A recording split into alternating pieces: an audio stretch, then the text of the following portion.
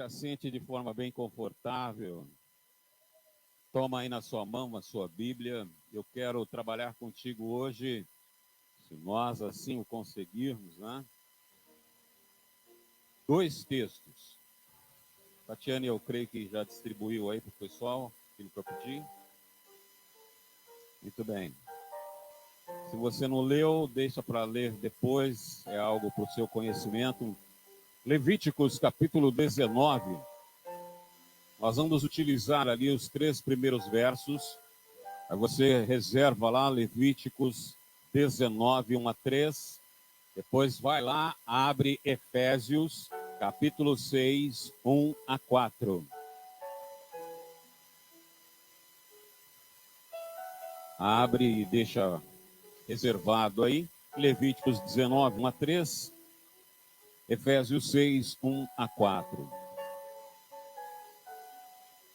Nós estamos trabalhando esse mês, né, o subtema da nossa denominação, que é decisão por santidade. E não dá para pensarmos sobre esse tema sem irmos até o princípio, começo de tudo. E não tem como trabalhar isso sem mexer no Antigo Testamento. É interessante sabermos que quando falamos ou pensamos em santidade, ela ocorre em 3 processos distintos na vida de cada um de nós. O primeiro deles é a santidade posicional. Não somos nós quem nos santificamos, mas é o Senhor quem está em nós que torna a nossa vida santa. Você ouviu aqui na quinta-feira, na mensagem, de que aquela terra aonde estava a sarça ardente, Deus fala com Moisés. O interessante é pensar que aquela terra não tinha nada de diferente, era apenas terra. A sarça era apenas um arbusto, nada de diferente. O diferente na sarça e na terra era a presença de Deus que estava naquele lugar. Era a presença dele que fez com que aquela terra que ali estava, a sarça que ali estava, aquilo que ali estava, se tornasse santo, porque o Senhor estava se utilizando daquilo naquele momento. O sacrifício que Cristo fez na cruz, ela compreende que Deus não salva ninguém, mas o que conduz aos céus é acreditar que é uma pessoa que vive em pecado, que nasceu em pecado e que precisa desse sacrifício do Senhor e o aceita e crê. Estando então no Senhor, santo és. É assim que o texto, e hoje eu vou deixar bastante texto para você, figura os textos aí que nós vamos chegar lá. É por isso, é nesse sentido que entendemos quando João, no capítulo 1, versículo 12, diz: mas todos os que creram nele e o aceitaram, ele deu-lhes o direito de se tornarem filhos de Deus. Também Paulo, quando escreve a sua segunda carta aos Coríntios, capítulo 5, a partir do verso 14, ele diz para nós: quaisquer coisa que nós façamos, não é certamente para o nosso próprio proveito, mas porque o amor de Cristo agora nos governa. Visto que cremos que Cristo morreu por nós, devemos crer também que já morremos para a velha vida que costumávamos levar. Ele morreu por todos, para que todos, quantos vivem, tendo recebido dele a vida eterna, possam viver não mais para si mesmos, mas para agradar aquele que os chamou. Portanto, deixem estar aliviando os cristãos pelo que o mundo pensa a respeito deles, ou por aquilo que aparentam ser exteriormente.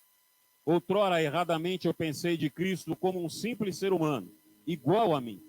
Como penso de modo diferente agora. Quando alguém se faz cristão, torna-se uma pessoa totalmente nova por dentro. Já não é mais a mesma. Teve início uma nova vida. Todas essas coisas novas vêm de Deus, que nos trouxe de volta a si mesmo, por meio daquilo que Cristo Jesus fez. Ou seja, Deus nos deu o privilégio de sermos inseridos na sua família. Isto é santidade posicional. Todos quantos estão em Cristo Jesus, o Senhor, são tornados santos. Mas tem um segundo estágio, que é a santidade progressiva. É ignorância da nossa parte pensarmos que, porque o Senhor nos resgatou através da credibilidade na obra de Jesus na cruz, agora então a minha vida é uma vida santa, eu não preciso fazer mais nada, eu não tenho que fazer mais nada, enveredar por caminhos corretos, eu não preciso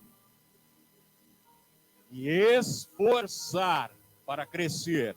Na verdade, a santidade também é progressiva. Somos nascidos de novo, como João acabou de dizer, eu li para você, mas nós ainda somos bebê. Primeira carta do apóstolo Pedro, capítulo 2, versículo 2, o apóstolo diz assim: desejai ardentemente como meninos recém-nascidos o leite racional, para que por ele vocês vão crescendo. A santidade progressiva é aquela santidade em que eu preciso buscar me desvencilhar daquilo que era a minha nova vida.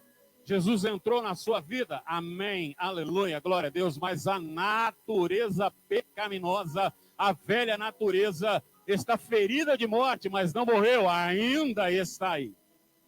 E é ela que se manifesta quando você toma uma fechada no trânsito e o sangue começa a borbulhar, feito lava de vulcão.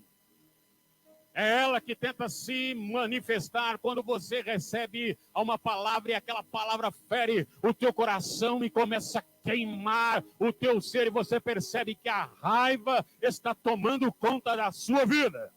É a velha natureza que está ferida de morte, mas ela se aproveita dessas brechas de oportunidade para tentar se levantar e novamente possuir o seu lugar de direito. Por isso eu preciso trabalhar na minha vida, eu preciso ler a palavra de Deus, eu preciso ter rotina. E aí, como eu disse na quinta-feira para os irmãos, o problema é que nós vemos rotina como monotonia. Monotonia é enfado, é desinteresse, mas as rotinas são válidas. As rotinas fazem com que os processos sejam observados e os resultados sejam alcançados. Imagine os senhores, nessa manhã, você tem que fazer uma cirurgia. Aí você se prepara e vai até o hospital. E aí você, quando está ali, deitado na maca ou na mesa cirúrgica, no centro cirúrgico, se preparando, chega o anestesista e fala: olha, dá aquela cafungada bem forte, conta até 10 e fica tranquilo. Aí você dá uma olhada de lado e fala: será que o instrumentista fez a rotina? Será que ele observou o que vai ser operado e quais os instrumentos que o cirurgião vai precisar? Será que ele separou todos? Será que ele esterilizou os instrumentos que vai ser utilizado? Será que aquele que vai controlar os monitores que vão monitorar se a minha pressão, meus batimentos cardíacos estão direitinho, será que ele está acordado ou ele está no WhatsApp? Será que ele foi lá, chegou antes, observou se estão funcionando, se está tudo certo? Rotina, quando você se dirige a um aeroporto e vai pegar um avião e de repente fazer uma viagem, você com certeza deve ter em mente que os pilotos fizeram a rotina, observaram se o avião está no peso certo, se o combustível está, fizeram um checklist de todos os aparelhos. Será que os mecânicos fizeram a observação preventiva e o motor não vai parar quando estivermos sobre o Atlântico? Rotina não é monotonia, rotina é observar os processos para que o resultado e o objetivo esperado seja alcançado.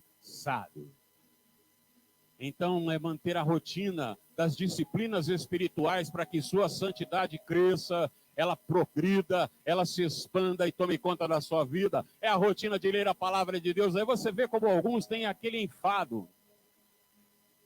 Você vai no culto de novo, irmão Luiz? Tem uma denominação aí que eles têm culto num determinado dia, consagração pela manhã, tarde da bênção à tarde, culto à noite de doutrina. E aí tem uma pessoa que estava chegando, esse dia a Luísa falou assim, a irmã falou assim: mas ainda vai ter culto à noite?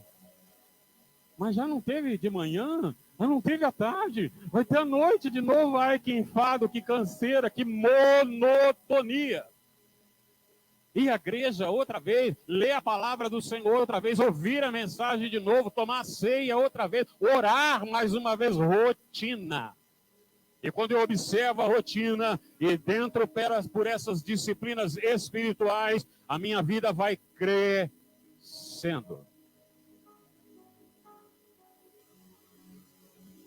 Tem a santidade definitiva, e sobre essa não se há muito o que dizer, é aquela santificação que vamos receber quando estivermos no céu, quando Paulo diz, aquele que seremos perfeito como é perfeito, alcançaremos a estatura da verdadeira varonilidade. Se você olhar para essa garrafa de água, ou essa garrafa com água, né? A garrafa é de plástico e tem água. Se você observar essa garrafa com água, você diria que ela está completa ou não?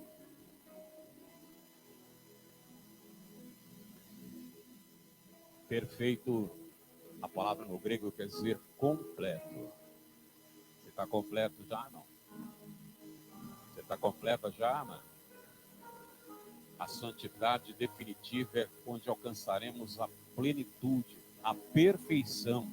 Paulo diz, nós buscamos, não que já temos alcançado. Alcançaremos quando estiver no céu, porque aqui ainda há a manifestação do pecado ao nosso derredor. Você pode sair daqui, parar no bar e encher a cara. Você pode sair daqui e tem liberdade de parar em qualquer ponto ou qualquer biqueira e se drogar. Você pode sair daqui e parar em qualquer lugar e fazer algo errado. Então o pecado ainda está aí. O Senhor nos livrou do laço dele, da força dele. Nos livrou da condenação do pecado, justificados, pois, pela fé, já temos paz com Deus. Ele já não mais nos condena pelo pecado, mas o Senhor ainda não nos livrou da presença do pecado. Ele está ao nosso derredor, ao nosso lado, a todo momento, vivendo conosco, e pela liberdade que o Senhor nos dá, eu posso lançar mão, estender mão e pecar a todo momento e instante, se eu assim quiser. Não tem como falarmos sobre santidade sem irmos no princípio, no Antigo Testamento, porque se você pegar o capítulo 17 até o capítulo 26 do livro de Levítico, vai observar que são códigos de santidade que o Senhor dá. O Senhor está conduzindo o povo retirado do Egito, da escravidão, do meio de um politeísmo tremendo, muitos deuses a serem adorados, e os está conduzindo para uma terra, para um lugar, onde eles terão apenas um Deus a adorar, um Deus a bendizer, mas eles ainda estarão envolvidos ao lado, ao derredor, com pessoas que fazem coisas que o Senhor não se agrada, assim como eu e você, ainda que estamos nesse mundo, vivemos com pessoas ao derredor que fazem aquilo que não agrada ao Senhor, e é por isso que ele diz, sede santo, kadosh, separado. Não se envolvam com nada daquilo que aquelas pessoas aonde eu vou colocar você está fazendo. E eu quero abrir um parênteses aqui, porque o perigo maior é que talvez você não tenha observado. Deus vai dar prosperidade àquele povo. Deus está abrindo a porta, enviando aquele povo para uma terra que mana leite e mel, onde ele diz, olha, mas cuidado, para que quando vocês entrarem lá, estiverem casas aplainadas na prosperidade da terra que eu vos tenho dado, não se esqueça do Senhor. É fácil lembrar do Senhor quando a perna dói, quando a saúde vai mal, quando a casa está caindo aos pedaços, mas é fácil esquecer o Senhor quando eu tenho a abastança. Vamos comprar um carro, não tem condição, vamos clamar a Deus, tem para dar, vamos comprar um carro, quanto é que está a conta bancária? Vamos numa agência, escolhe, paga e compra. Precisa de Deus para quê?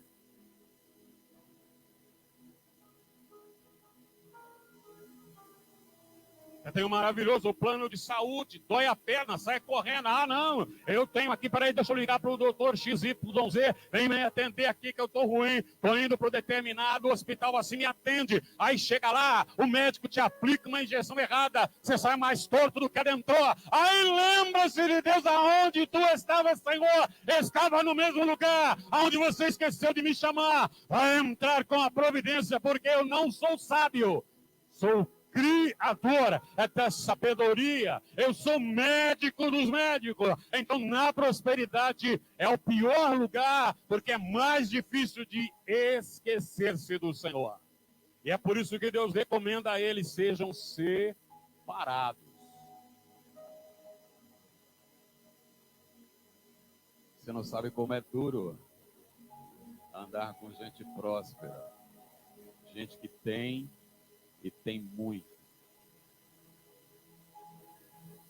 É só no jeitinho, é só no contato, é só na vingança, é só na puxada de tapete, é só no aproveitar, é o levar vantagem. Lá você vem imperando realmente a lei de Gerson e a linha entre a normalidade e a normalidade, entre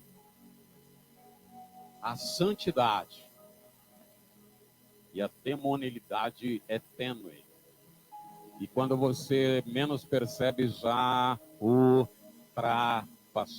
Livro de Levíticos, capítulo 19, versículo 1 a 3, é onde as coisas começam.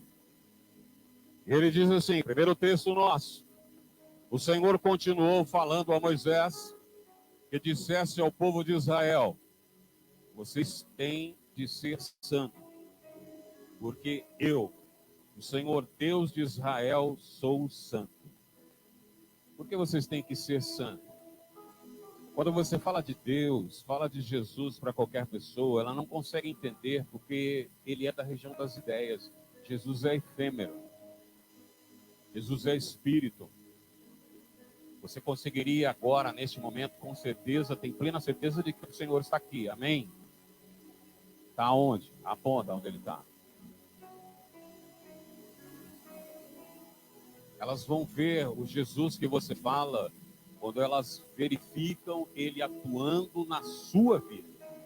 Quando elas observam através da sua vida. Mahatma Gandhi disse uma frase interessante nisso, porque ele disse assim: se um dia eu encontrar um cristão que vive segundo aquilo que ele prega, cristão, então eu serei.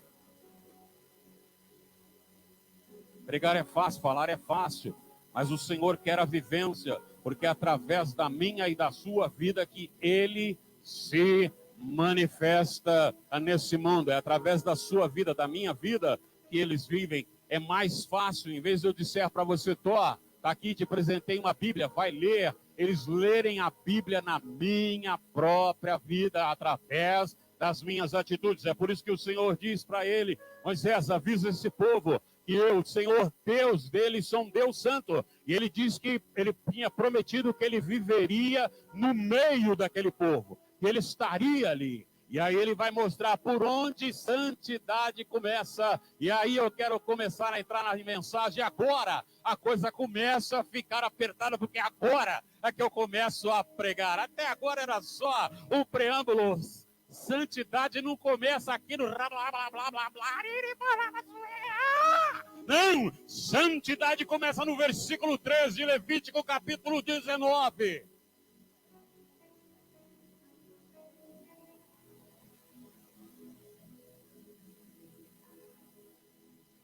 Entendeu aí?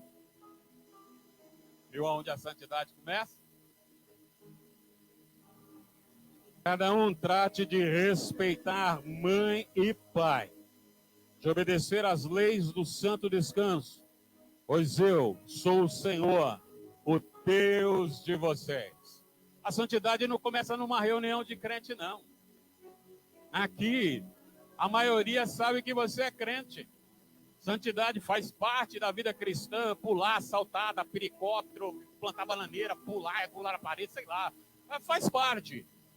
Mas isso não é sinônimo de santidade. A santidade começa no lar, porque é interessante e gostoso. A pessoa vem, sai de lá, eu xingo a Luísa, eu empurro a Patrícia, eu dou um rodo, a Noemi venho dirigindo feito uma besta pelo trânsito por aí, reclamando de todo mundo, xingando de todo mundo, estaciono feito um animal, ali são tantos cavalos no motor e um burro atrás do volante, estaciona lá. tira o pé, põe na igreja, alguma coisa possuiu. Aleluia, eita glória, varoa de Deus, o culto vai ser maravilhoso, Deus está aqui. E não estava ali? Quer dizer que quando você vai embora, ele fica aqui te esperando até quinta-feira você voltar. Não está lá na sua casa. Pedro diz assim para os machos alfa: vivam a vida do lar em paz com a sua esposa. Porque se você não conviver com ela como um vaso mais fraco e frágil, as tuas orações não chegarão à presença de Deus. Começa lá em casa, começa na minha, começa na sua. Levítico, então, traça uma série de leis, de regras e normas, e elas nos levam a ter um entendimento melhor de uma coisa chamada ética. Definição de ética para você: parte da filosofia responsável pela investigação dos princípios que motivam, distorcem, disciplinam e orientam o comportamento humano. É um conjunto de regras e preceitos que dão ordem valorativa. O que quer dizer isso, pastor? É aquilo que eu dou valor, é aquilo que para mim tem valor, é aquilo que para mim tem um valor importante, é aquilo que para mim custa caro, é importante. Então é por isso que muitas vezes eu não vou no culto de oração. Por quê? Eu não dou valor àquilo. É por isso que muitas vezes eu não tiro tempo no meu dia a dia, no meu corre-corre, para ler a Bíblia. Por quê? Porque eu não dou valor para aquilo. A palavra do Senhor diz: olha, teu tesouro, aquilo que é importante, está onde está essa importância para você, lá está o teu coração. É por isso que muitas vezes é mais importante eu levantar mais cedo e deixar um pouco de lado as minhas coisas, falar com o Senhor, pedir que Ele prepare meu dia, pedir que Ele me abençoe, pedir que os anjos do Senhor estejam ao meu redor, que a minha mente esteja durante todo o dia ligado nele, me orientando, Senhor da graça, nos embates, nos desafios, naquilo que vai ocorrer na minha vida. Mas quando eu não valorizo, eu aperto soneca para dormir mais 5 minutos, levanto em cima da hora, reclamando de Deus porque o carro não pegou, porque o trânsito está ruim, porque eu vou para aquele lugar de luta, de dificuldade, de problema chamado trabalho. E eu já estou amaldiçoando a mim, minha própria vida, com a mim, minha própria boca, porque o escritor de Provérbios, capítulo 18, lá no verso 21, ele diz: o poder da vida e da morte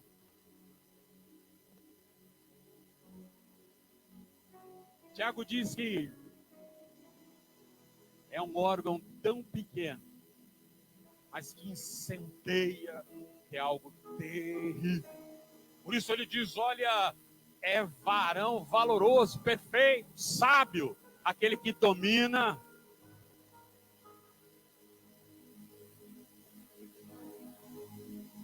Já percebeu como tem um dom que é distribuído com uma gratuidade na casa do Senhor, que é um dom de grande? Quando eu vejo na minha casa algumas coisas que estão sendo faladas, cuidado, queremos comprar um caixão só. Porque se deixar crescer demais, vai ter que comprar 2 caixão, um para o corpo e outro para a língua. Mas a ética que nós devemos viver é a ética cristã. É aquela que o Senhor diz, dá e orienta.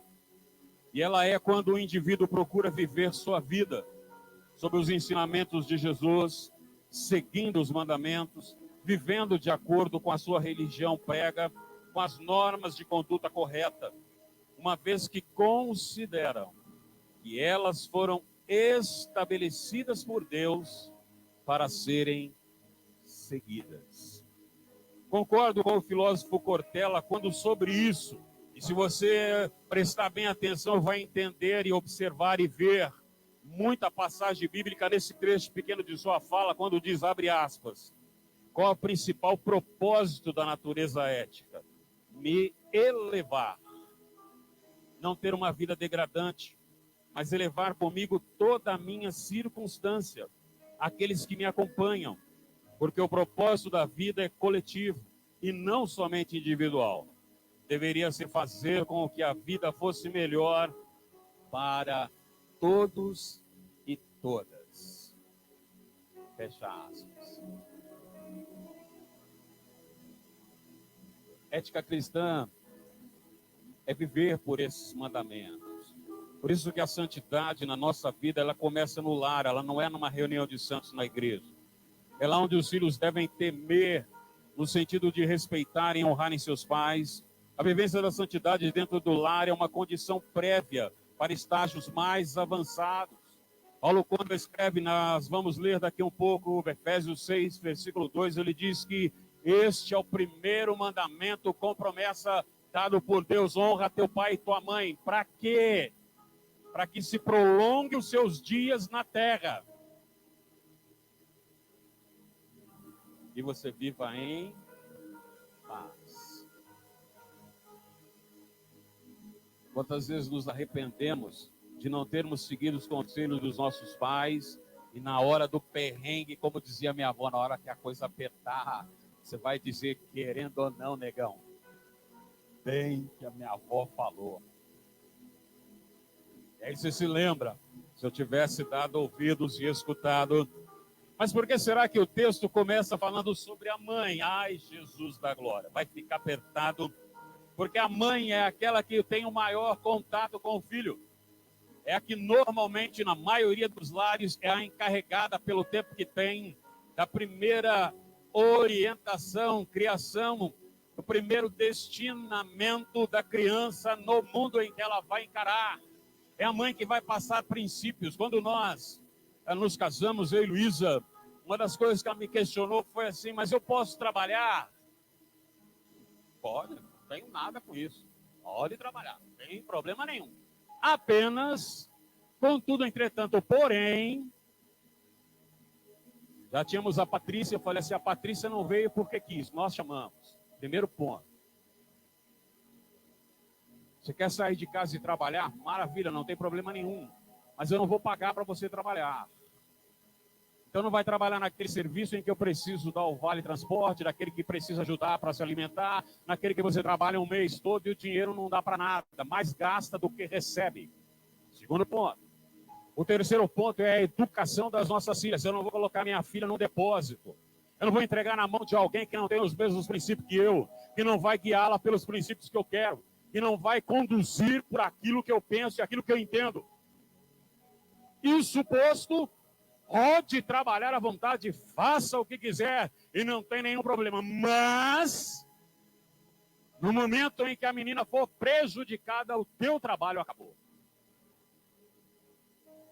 Preservar o teu lar, cuidar do teu lar. Porque são nos lares que as coisas começam.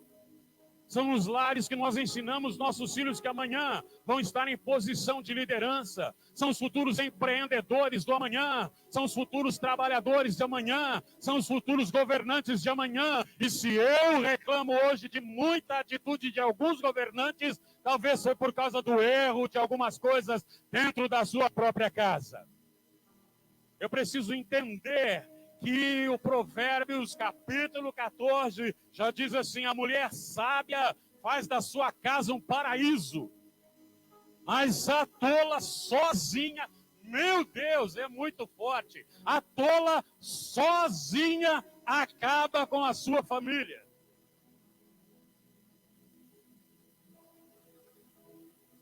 Mas nós renegamos muitas vezes para outros educarem nossos filhos. Ei, crente, não é a escola responsável por educar seu filho, não. Não é o pastor. Uma vez chegaram aqui para mim: pastor, olha, meu filho está assim, essa pessoa já não está conosco. Olha, meu filho, porque isso, porque aquilo, o senhor. Eu falei: epa, pai, eu? Peraí, deixa eu entender. O filho é seu comigo? Ah, ô, pastor, o que é isso? É meu com meu marido. Então,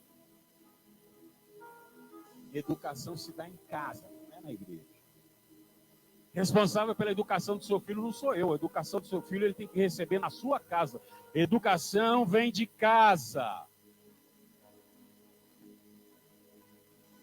Minha mãe Era interessante, ela dizia assim, quando as pessoas falavam assim, nossa, esse menino é mal criado. Falava, mal criado não, até aceito que talvez ele seja sem educação. Porque às vezes os princípios éticos não operam muito na vida dele. Mas mal criado não, porque eu criei e criei muito bem. A responsabilidade prima está na mãe, que está a todo momento e a todo dia. Mas se ela não sabe administrar, o lar fica interessante porque fica assim, o pai é o dono da fazenda. Minha mãe é o capataz. E os filhos são os escravos. E aí, quando o dono da fazenda chega, o capataz já vai na bota, na botina, né? Já vai na botina. Olha essa criança, meu Deus do céu. E aí o dono da fazenda, peraí que eu vou dar um corretivo. Coloca o escravo no tronco e vamos descer a chibata. Você está criando um filho revoltado. É aquele filho que às vezes não externa, mas eu já ouvi muito. Hoje eu não posso. Eu sou pequeno. Mas você vai envelhecer e eu vou crescer. E um dia eu vou bater em você. E aí você olha pelo mundo afora e vê pais sendo assassinados por crianças de 12, 13 anos. Você vê filhos de 19, 18 anos batendo no pai, jogando o pai para lá. Você fica escandalizado. Mas muitas vezes é a educação que ele recebeu dentro da própria casa. A Bíblia manda corrigir os filhos, não espancá-los. Então, muitas vezes, no momento em que o capataz envenenou o dono da fazenda, em vez do dono da fazenda destilar o veneno em cima dos escravos, ele tem que ir dar uma volta, desatinar toda a raiva, depois ir lá e corrigir, e não espancar. Corrigir é diferente de espancar. É por isso que a palavra do Senhor coloca que os pais, eles são representantes de Deus dentro dos seus próprios lares. Da mesma maneira que os filhos devem honrar a Deus, devem honrar a seus pais como representantes de Deus dentro dos seus próprios lares. A palavra diz que Deus deve ser honrado. Dê honra ao Senhor, oferecendo a Ele a primeira parte de tudo quanto você tem e de tudo quanto você ganha. Continua tendo respeito para com o Senhor, servindo somente a Ele e use somente o nome dEle para dar valor às promessas que você fizer. Da mesma forma, os filhos devem ter esse entendimento com os pais. Honra seu pai e sua mãe. Se obedecer, terá vida longa e próspera na terra que o Senhor te dá hoje. Quem blasfema contra Deus era digno de ser executado, terá de morrer, toda a congregação apedrejará o culpado. Essa lei não é só para os israelitas, é também para o estrangeiro. Quem blasfemar, ofendendo assim o nome do Senhor, será morto sem falta. Da mesma forma, para com os pais, Levítico 20, verso 9, todo aquele que lançar maldição sobre o pai e a mãe, será condenado à morte. Quem faz uma coisa assim está amaldiçoando a sua própria carne e o seu próprio sangue. Eu dei uma parada aqui que eu me lembrei de um negócio que foi terrível. Minha mãe morreu aos 74 para 75 anos em virtude do Alzheimer. A doença maldita. Misericórdia. Não sei se tem doença bendita, mas o Alzheimer é terrível. E como pastor, já acompanhei algumas pessoas com esse mal. Misericórdia, é terrível. Mas, enfim. Um dia, eu tive que levar a minha mãe até uma agência bancária para ela fazer aquela prova de vida para o INSS. Então, eu combinei, mãe, vou passar aí tal hora, nós vamos para o banco, tá? Eu vou levar lá a senhora para fazer a prova de vida, né? Antigamente, tinha que se dirigir à agência onde recebia o seu benefício, e ali, através do documento, presencialmente, o gerente, então, atestava que a pessoa poderia continuar recebendo, que estava tudo certo, etc, etc, etc. Aí cheguei lá, fiquei conversando, batendo papo com o pessoal, não sei o que, tal. Vamos, mamãe, vamos. Era perto, fomos de a pé. Piriri, parou, paraná, não sei o que, conversando, paraná. Aí chegamos lá, fomos até a mesa do gerente, nos assentamos, mamãe à esquerda, eu à direita, E estávamos conversando, e aí ele falou, olha, então, dona Maria, vou fazer algumas perguntas para a senhora me responde. Eu falei, aí eu virei assim. Eu virei e falei, agora...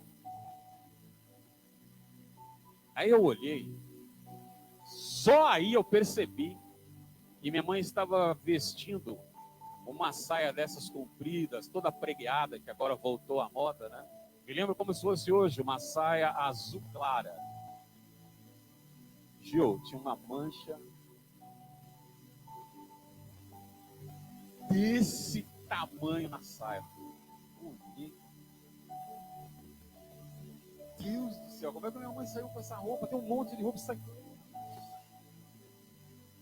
E aí o velho Nilson já começou a se levantar. Olha aí a vergonha. Olha o que sua mãe está fazendo você passar numa agência bancária, esse monte de gente, essa roupa toda manchada, toda suja. Meu Deus do céu. Mas aí foi a deixa. Quando eu falei, meu Deus do céu, ele falou, Nilcinho, querido, amado meu, vem cá que eu vou te mostrar uma coisa. E aí ele voltou o filme. Até um dia lá atrás, quando o Nilson era realmente o Nilcinho, 7 anos de idade, dentro de um trem da FEPASA. E aí o Nilcinho suja toda a roupa que desce pelo pé, escorre pelo tênis. A mãe olhou, chamou por meio das pernas dela, me abraçou e me protegeu apenas.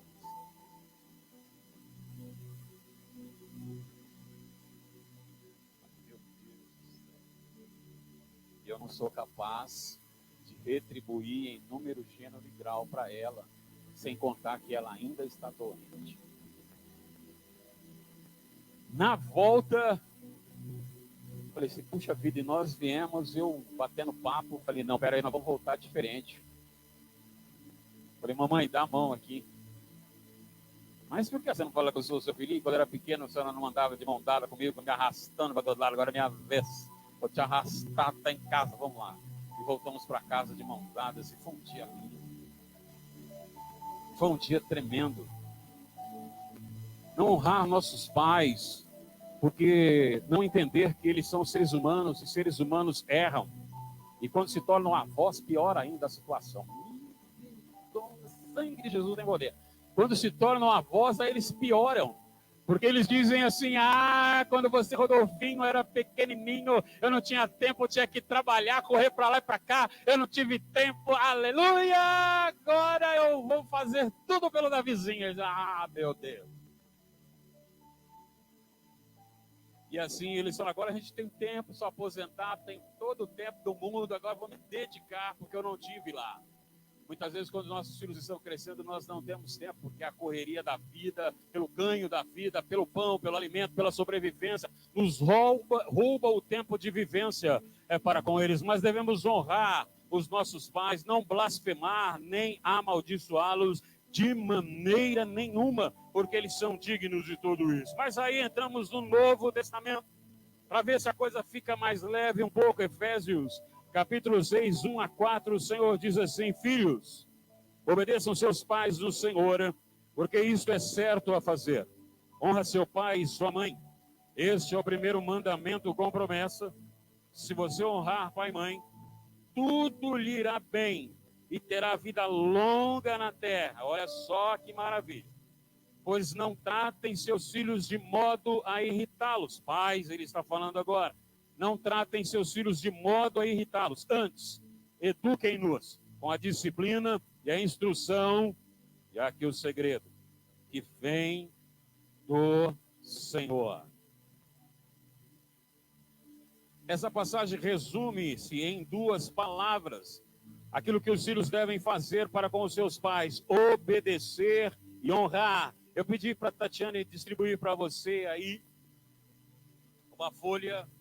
Você vai ler depois, é uma folha sobre o pater potestas, ou poder pátrio, ou poder da família, ou pai de família. Quando Paulo escreve esta carta, ele está em Roma, Eu acredito que vocês sabem que a maior parte das leis do mundo todo iniciaram-se do Códice Romano. Eram das leis dos romanos e depois foram ajustadas, acrescentadas, mudadas a cada momento, mas a raiz é do Código Romano.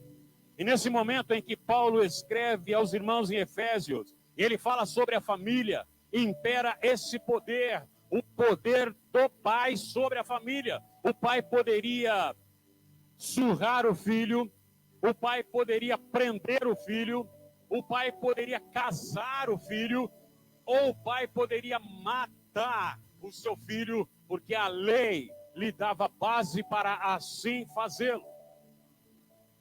Nessa época, os que mais sofriam eram aqueles que eram doentes, eram aqueles que eram necessitados, aqueles filhos que nasciam mais fracos do que os outros. Esses, os pais tinham poder de, não querendo criá-los, poderiam até matá-los ou vendê-los como escravo, se assim desejasse. O pai tinha o poder de vender a sua filha para se prostituir.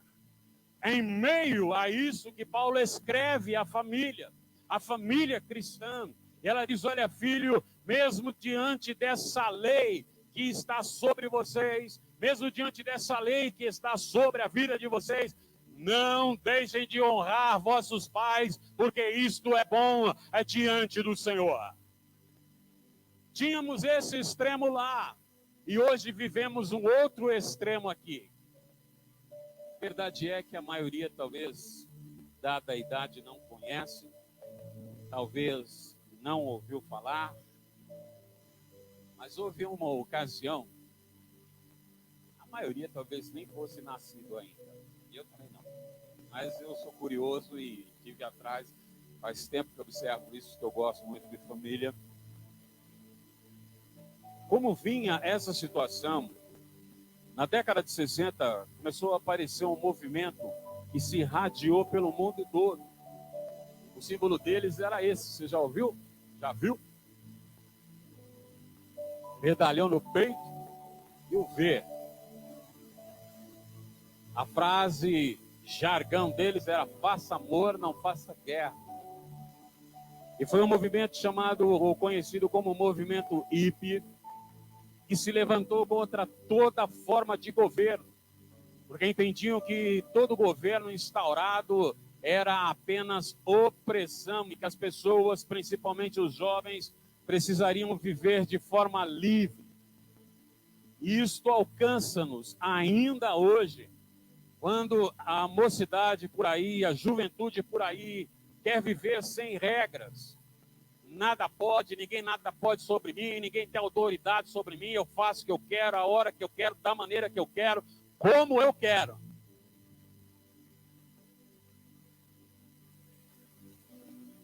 Tá bom. O moral da porta é ali. Enquanto viver debaixo do meu teto, comendo o meu dinheiro, vive debaixo das minhas regras. Porque quem paga, manda. Ah, não é assim não. Não, né? Então casa e vai viver com o seu sogro bancando sua casa. Você vê se ele não começa a dar palpite lá. Essa pintura aí, esse arroz aqui, essa cozinhamento aí, isso aqui. Não vou pagar mais o seu aluguel, não. Beleza, então. Pode ficar quieto. Fala, agora você fala. Quem paga, manda. É por isso que a Bíblia já orienta. Por isso o homem deixa pai e mãe, une a sua mulher e vão ser bem longe uma só carne. Ficou ali debaixo, né? Aquela história bem proletariado. Vamos fazer um puxadinho aqui. E aí a gente mora aqui. E aí você mora debaixo do puxadinho. E aí já puxa a autoridade do pai, puxa a autoridade do sogro, puxa a mãe mandando em tudo quanto é coisa. Já puxa tudo e vamos minar na sua casa. Olha só o que Paulo escreve sobre essa realidade. Romanos capítulo 1, versículo 30. Falam mal uns dos outros mentindo, cheios de ódio contra Deus, insolentes, fanfarrões orgulhosos, pensando sempre em novas maneiras de pecar, sendo continuamente desobediente a seus pais. É importante para você saber isso também, Timóteo, que nos últimos dias vai ser muito difícil ser cristão, porque as pessoas se amarão a si mesmas e ao dinheiro, serão orgulhosas e fanfarronas, zombarão de Deus, desobedecendo aos seus pais, sendo ingratas com eles e completamente más. Se o nosso cristianismo não é capaz de mudar a relação dentro da nossa própria casa, nosso cristianismo não tem valia nenhuma. Se o nosso cristianismo não muda, não altera a forma de viver dentro da nossa própria casa, nossa casa não se transforma em um umbral, não se transforma em uma mensagem, não se transforma na maneira em que as pessoas vão ver Jesus, elas para nada servem. Em Cristo Jesus, nossas famílias são resgatadas, mas Paulo também dá aquela passada pelos pais, quando ele diz para os pais não irritarem aos seus filhos. Pais, não provoquem seus filhos a ira. E como é que eu provoco o meu filho a ira? Com excesso de proteção. Existem pais que criam seus filhos dentro de uma bolha e estão criando os incompetentes para o mundo. Já trabalhou com uma pessoa que não estava fazendo nada? Eu trabalhei com uma pessoa, não vou falar o nome, que é chato. Mas um belo dia ela passou a exercer a função da qual eu exercia. Estamos lá trabalhando, ele falou, deu problema lá no setor de vendas, lá não consigo fazer o computador executar a venda. Eu falei, mas o que aconteceu? Estou aqui fazendo o meu trabalho. O que aconteceu lá? Não sei, não funciona. Não, peraí, como assim não sei, não funciona? O computador está ligado, o monitor está ligado, está ligado. Então ele deve estar dando uma mensagem do que, qual é o erro que ele está encontrando. Dá uma olhada lá, você leu? Não li, só sei que não funciona. Eu falei, então vai lá e lê. Ele está dizendo lá que não tem conexão com não sei o que lá, EP, Parará, sei lá o que é. Falei, escuta, você ligou a impressora?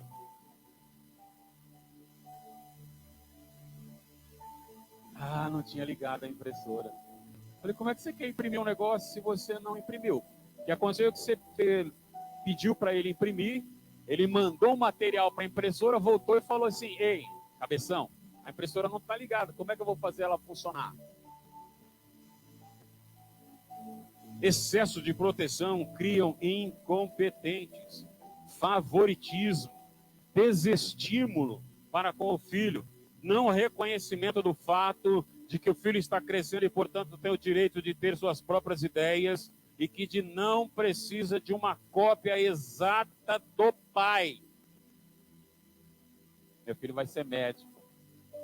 Por que ele vai ser médico? Não, porque eu acho a profissão linda, porque eu gosto e tal. E o que ele gosta? Muitas vezes nós queremos nos realizar através dos nossos filhos. Queremos ter isso, não alcançamos e agora queremos nos realizar através dele. Qual é a vontade dele? O que você quer ser? Você tem visto aí quantos filhos que queriam ser cantor, queriam ser músicos, artistas, e os pais, não, você vai fazer uma faculdade e vai ser doutor. Foi lá, fez a faculdade, se transformou em doutor, foi cantar. E tá um sucesso danado aí. Cada um tem direito de fazer o que quiser com a vida dele, contanto que a vida dele não atrapalhe a minha.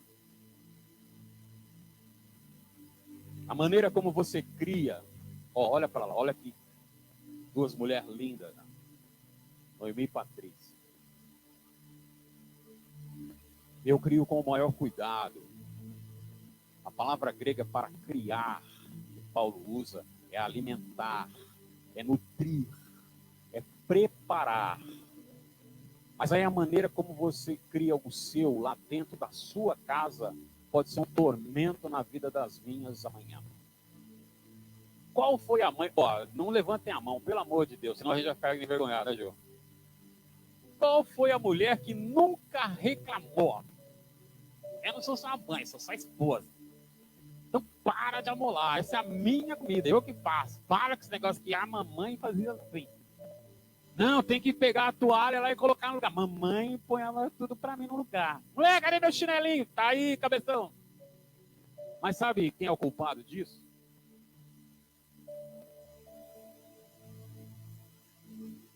O culpado disso é a mãe.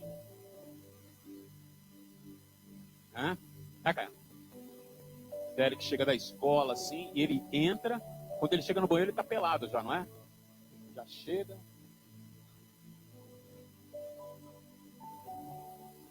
Tá pelado. A trilha de migalha de pão pela casa. E aí quem que vem atrás, catando, juntando, colocando no cesto de roupa suja? Quem é? Amanhã ele vai fazer a mesma coisa quando ele casar, né? Ah, com certeza. E aí a mulher vai pegar, vai nada, vai dar-lhe um pedala, Robinho. Ah, vai lá buscar, não sou sua mãe. Você casou comigo, sou sua esposa, não sou a sua empregada. Mas aonde ele aprendeu isso, aonde ele acostumou isso, a mãe fala, ei, o quê? É para limpar o chão com essa roupa aqui que você largou? Ô mãe, cadê a toalha? Tá lá no mesmo lugar onde você largou da outra vez que você tomou banho. Irmãos, parece engraçado. E mas é triste. Quando eu era garoto, tinha aquele negócio. Os meninos faziam as coisas de menina, limpar a casa, lavar a louça, varrer, quintal, aquele negócio. E começou uma brincadeira. Ah, mulherzinha, olha a mulherzinha, olha a mulherzinha. E eu, para me irritar, olhou torto, eu já me irritava. E aí, um dia, minha avó tinha um costume. Tem que se levantar, ao sair do quarto, no mínimo a cama onde você dormiu tem que estar arrumada. Quando sair, já trouxe a roupa suja, já varreu o quarto, já arrumou o lugar onde você estava.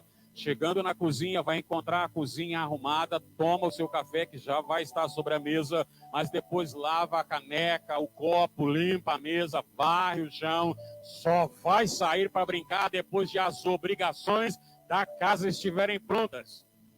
E minha avó era narfa de pai e beta de mãe, mas tinha uma sabedoria tremenda da vida e um dia começaram a rir da minha cara e eu fui estourar em casa. Minha avó é uma mulher desse tamanho assim. Aí um dia eu levantei, feito um burro, não arrumei a cama, tomei café, ia saindo. Ela foi comigo até o portão. Quando eu coloquei o pé para fora, ela falou, você vai voltar? Eu falei, claro que eu vou voltar. E as obrigações que você fez? Vai ficar o dia inteiro esperando você voltar e fazer. Porque eu não vou fazer. Eu falei, eu não vou fazer. Isso é coisa de mulher, não quero nem saber. Eu não. Macho alfa, vou fazer não. Quero ver quem vai me obrigar. Ela falou, não, ninguém vai te obrigar. Mas deixa eu falar uma coisa para você, sabidão. Aprenda a fazer as coisas. Porque você não sabe o que a vida tem preparado para você lá. Olha só. Você não sabe o que a vida tem preparado para você lá na frente. E se você casar com uma mulher que não sabe fazer, se você casar com sua mulher ficar doente, se você casar e tiver um vale seco, árido, difícil na vida, você vai pagar, vai ter dinheiro para pagar, para lavar, passar, arrumar, limpar a casa, pintar, você vai ter dinheiro para fazer tudo isso? E mesmo tendo dinheiro, se você não souber, as pessoas vão levar o seu dinheiro porque você não sabe se o serviço ficou bom ou não, porque você não tem sabedoria. Sabidão. Se quiser, volta e aprende, aproveita o tempo. Agora, se não quiser, continua assim, mas chora lá na frente. Ela dizia sempre, aí lá na frente você vai chorar na cama, que é lugar quente.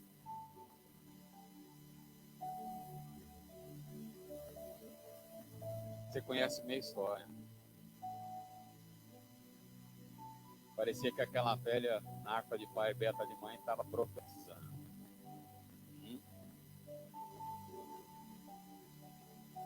Vocês vão lá em casa a todo momento.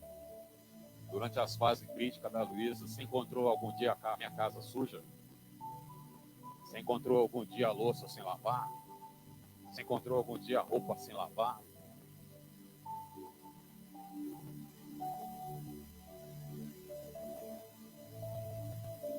Aprenda, ensina.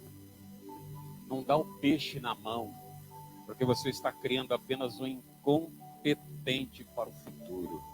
Prepara os seus filhos para o futuro. Não irrite, não provoque a ira, Paulo diz, fazendo com que eles sejam apenas incompetentes. Cuida, e aqui eu vou parar, nós vamos continuar depois. Cuida da vida física e emocional dos seus filhos. Você não se formou em psicólogo, mas a vida te torna. Então cuida deles. Uma ocasião, um grupo na escola Pegaram ácido e jogaram na nossa filha Noemi. E a escola chamou-nos desesperados lá, olha, vem que aconteceu um acidente com a filha de vocês, vem para cá. E a Luísa me ligou, olha, diz que aconteceu um negócio lá, agrediram a Noemi, o que eu faço? Falei, primeira coisa, sai calmo, sai tranquilo. Antes de ver, não se desespera. Foi a mesma orientação que eu dei uma vez que ela falou, olha, me chamaram aqui que a Patrícia estava fazendo educação física e torceu, quebrou o tornozelo, não sei. Ai, estou desesperado. Falei, ó, ela já está desesperada lá porque está doendo. Aí você vai chegar lá desesperada, então, vai pedir ajuda para dois. Vai com calma. Para chegar a dominar a situação e trazer a resolução que precisa. Sai com calma. Se precisar, me aciona. No seguinte, não, vai tranquilo. Aí foi lá, chegou lá, tinham jogado ácido no rosto da Noemi, mas ela conseguiu virar, pegou do lateral da cabeça dela, queimou o cabelo, passava a mão, assim, saiu estufo de cabelo, couro cabeludo queimado, a menina chorando demais. Aí foi, tratou, cuidou dela. Aí cheguei à noite, tava ela lá num canto, falei, e aí? Ah, tá lá, num canto. O que aconteceu, filho? Ah, fizeram isso comigo, não sei o quê, disse que meu cabelo é assim, porque é minha cor, não sei o quê. Falei, olha filha, nós temos que analisar as coisas da seguinte maneira. Muitas vezes o mal menor. Qual é o mal menor? Tentaram te desfigurar. Se esse ácido tivesse pego no teu rosto, você ficaria com o rosto desfigurada, talvez com uma marca tremenda no rosto, que é a fachada, e traria muito mais dificuldade. Mas no cabelo é o mal menor. Vamos tratar o couro cabeludo. Foi procurar uma esteticista. Ela falou, não só a gente curar o couro, passar alguns produtos, tirar essa casca que o ácido e a queimadura vai fazer. E depois o cabelo vai nascer de novo, cuidar dele, isso se recupera e vai embora. Olha lá. Tem que se preocupar com o físico e emocional do seu filho. Deixa eu falar uma coisa para você, mais do que o presente, o que vale é o doador. Vale mais você chegar num ambiente de velório, fúnebre, e você não ter palavra nenhuma, ou ficar buscando palavras de sabedoria para dizer para a viúva, para dizer para o viúvo, para dizer para os filhos, para dizer para os pais, sei lá, para dizer para aquele povo, ficar buscando palavras, do que você chegar simplesmente e dar um abraço, calado. Esse abraço vai dizer, olha, eu não tenho o que falar, mas meu coração está batendo no mesmo compasso que o teu. Você tem meu ombro, quer você chorar. Você tem meu abraço para te amparar. Estou contigo aqui. Já disse um monte de coisa sem falar nada. Se preocupar com o emocional dos filhos. Ah, mas eu tenho dado comida, bebida, não tem faltado nada. Está na escola paga, está fazendo judô, está fazendo karatê, está fazendo balé, está fazendo não sei o quê. Você está dando coisas. E além do mais, está ensinando para ele que ele vai ter sempre na vida tudo quanto ele quiser, porque alguém vai se sacrificar para que chegue nele. Ele não está batalhando para fazer nada. Ah, pai, me dá um tênis novo. E aí, o que você está fazendo? Vamos negociar então. Papai te dá um tênis novo, você tira uma nota top na escola. Ah, mas eu preciso tirar uma nota top. Para quê? Para ganhar um tênis? Não, para ser um profissional campeão amanhã.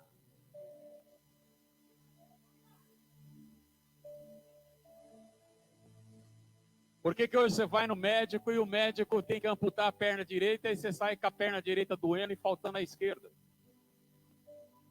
Porque você tem uma causa na justiça e vai lá, o seu advogado cobra e você perde a causa. Porque lá atrás, em uma ocasião, o nosso país, para resolver a questão, e está aqui uma professora, se estiver mentindo, ela pode me repreender. Lá atrás, o governo, para maquiar a dificuldade que nós tínhamos com o analfabetismo no nosso país e a evasão escolar, ela colocou uma lei chamada progressão.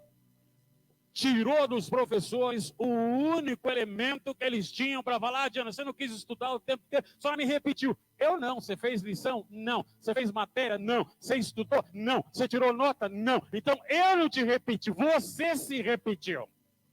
Mas tirou esse elemento dos professores. E com isso o professor olha que o aluno Nilson não tem a mínima condição de avançar, de ir para outra série, de passar, de ir para o ensino superior, mas eu sou obrigado a dar um jeito, buscar nota 9, vai um 10, e aquele ali pede lá para alguém ajuda, o professor de artes me dá alguma coisa, busca meio ponto na casa dele, faz qualquer negócio, empurra o miserável para frente, aí amanhã você tem um profissional que não serve para nada.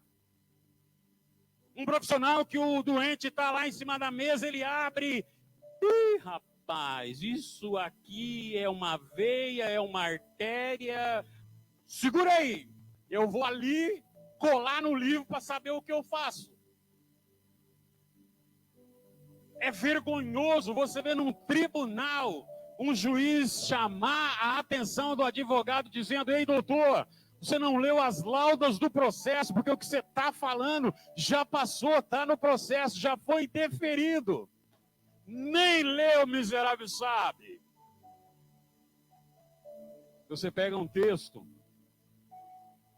no tempo da professora Derli, eu creio que ainda tinha leitura e interpretação de texto. E as professoras Derli eram uma maravilha vinda do céu. Levanta aí, Nilson. Lê o texto. Eu li. Ótimo. Quer dizer o quê? Chamada oral. Você ficava, era duro, viu? Imagina um negrão desse tamanho com a cara vermelha. Eita, coisa linda, mas aí você estudava, eu não vou pagar esse mico, eu não vou passar vergonha. Você estudava. Você passava dia e noite decorando tabuada. Esses dias fui comprar laranja, eu com a Luísa, né, bebê? Num lugar ali, e aí eu falei para a mulher assim: quanto é que é esse pacote? R$15. Falei: eu queria um abacaxi. Ela falou: tá aqui, mas não, abacaxi tá ruim. Me dá então, vou levar banana. Quanto que é a banana? R$6. 15 da laranja, 6 da banana. Falei: tá bom, então eu dei uma nota de 50 para ela. Ela falou assim: 15 da laranja, 6 da banana, 15 da laranja, 6 da banana. Aí foi lá buscar atrás de uma calculadora. Eu falei: peraí que eu acho que eu tenho R$1 aqui. Peraí, Luiz, dá R$1. Eu peguei uma moeda do carro. Falei: toma a moeda. Tá? Porque 15 com 5 dá 21, te dei 50, então estou te dando R$1 para ajudar. Ela falou: bom, então, você me deu 51, 15 deu 21, aí eu tenho que te devolver, você tem que me devolver 30, larga a mão de ser besta.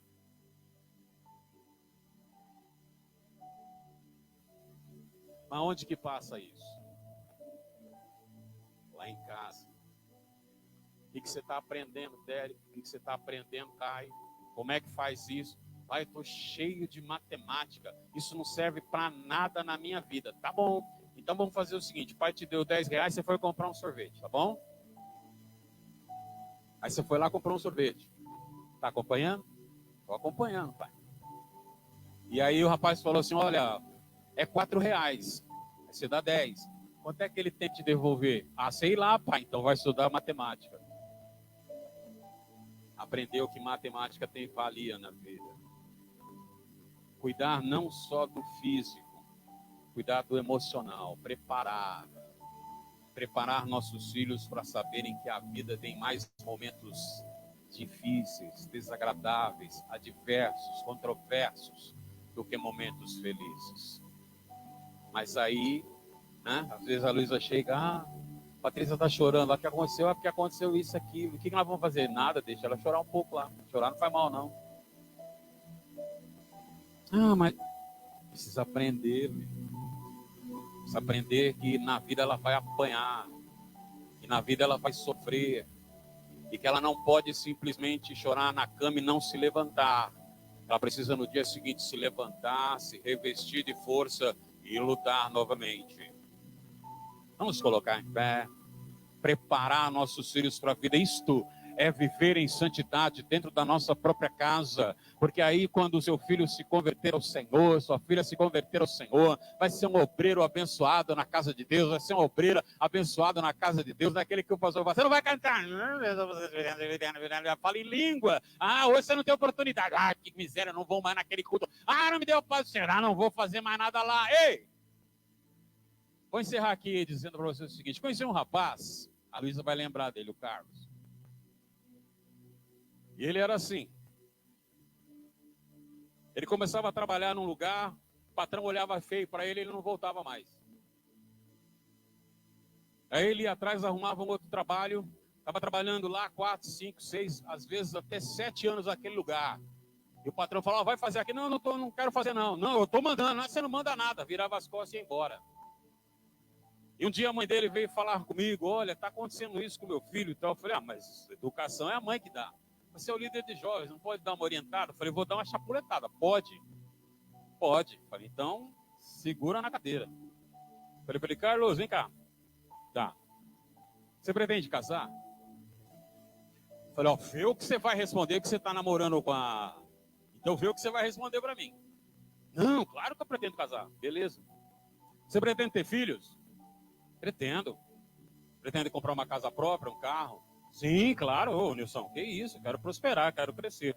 Então, mas só que se você não mudar essas suas atitudes, de que quando um superior te chama atenção, quando ele não faz aquilo que você quer, você vira as costas e vai embora, como é que você vai fazer? Aí amanhã você casou com a fulana, teve filhos, aí é chamada a atenção na empresa, você vira as costas e vai embora. E na hora que venceu o aluguel, como é que você vai fazer? E na hora que aquela criança chorar querendo leite, você vai fazer o quê? Falei, aprenda que homem tem que ser provedor. Ele tem que entender que muitas vezes ele tem que engolir o sapo, engolir o brejo e guardar um lugar na barriga para vá também a lagoa inteira. Porque ele tem que olhar para trás antes de tomar a atitude e ver que tem a mulher, tem os filhos, tem a casa, que dependem dele. Você não é sozinho na vida e as suas atitudes vão trazer dificuldade para os outros que estão ao seu derredor. Viver ética cristã é procurar elevar, melhorar, crescer na vida, mas também elencar aqueles que estão ao seu derredor. É por isso que muitas vezes as nossas casas sofrem pelas atitudes individualistas que nós tomamos. Mas parece que ele não aprendeu nada. Casou, teve filhos, continuou fazendo a mesma coisa porque ele tinha um pai.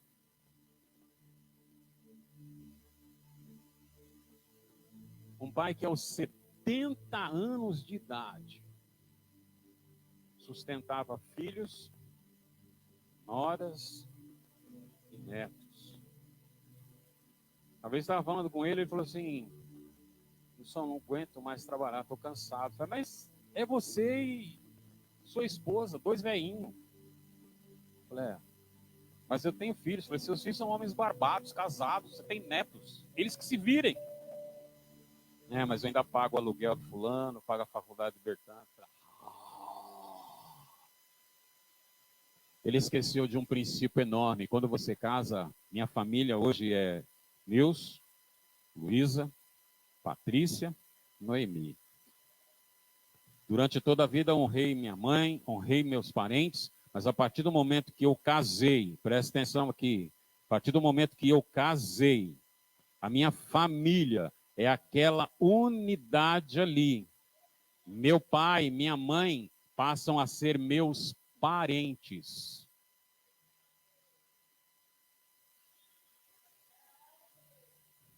Você não pode tirar da boca da sua esposa para dar para sua mãe. Que milagre você está fazendo, desvestindo um santo e desvestindo o outro.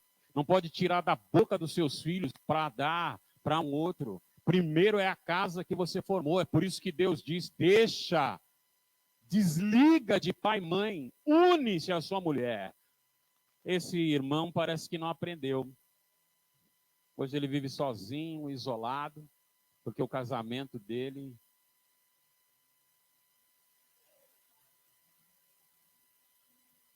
Santidade começa na sua casa. Quando lá for um ambiente santo, aí você chega e pula aqui. Você salta aqui. Você glorifica aqui. Porque aqui é a extensão de lá. Porque lá você ora, porque lá você canta, porque lá você busca, porque lá você prega, porque lá você vive a palavra de Deus. A sua vida é um culto ao Senhor. Quando nos reunimos para cultuar a Deus, aí tem vida no nosso culto. Obrigado, Jesus, por essa manhã, por esse momento lindo em tua presença gloriosa. Nos ajuda, Deus, pois sozinho nós não podemos mais. Precisamos de Ti, do Teu amparo, da Tua proteção, da Tua ajuda. Me ajuda, ajuda esse povo. Derrama sobre nós da Tua graça, da Tua bênção, para que Teu nome, Senhor, Ele seja glorificado para todos sempre. Somos gratos a Ti nessa manhã, ó Deus de maravilha e glória, por essa família linda que nos visita, nos retorna a congregar conosco, coisa boa e linda. Que o Senhor possa abençoar a casa deles de maneira forte, tremenda, gloriosa. Estende as Tuas mãos ali aonde estiver o Paulo, para que Teu nome na vida dele também seja exaltado para todos sempre. Dá-nos um domingo de vitória, um domingo de graça, um domingo de bênção, um domingo de alegria dentro dos nossos próprios lares, um domingo feliz em meio à nossa família, Senhor, para que comecemos uma semana já na alegria do Senhor no nosso peito, pois a alegria do Senhor, ela é a nossa força. E que agora então, amados e queridos irmãos, o amor de Deus, nosso eterno e soberano Pai, a graça redentora, salvadora de nosso Senhor Jesus Cristo e aquelas doces, lindas consolações do maravilhoso Espírito de Deus, ela esteja sobre você, meu irmão, ela esteja sobre você, minha irmã, e sobre o povo que se reuniu aqui presencial ou virtualmente, esteja desde agora e para sempre. Aquele que recebeu, disse bem forte: abraça do lado dele, a paz do Senhor. Deus lhe abençoe em nome de Jesus.